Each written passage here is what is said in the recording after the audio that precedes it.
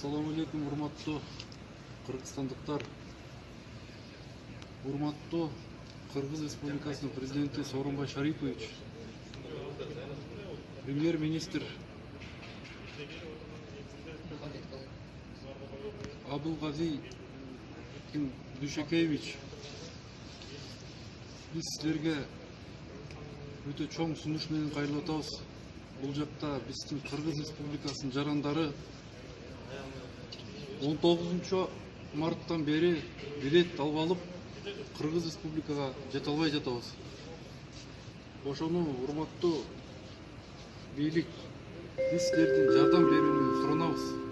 Уважаемые пассажиры, обращаю ваше внимание, что ввоз продуктов животного происхождения на территорию Российской Федерации запрещен.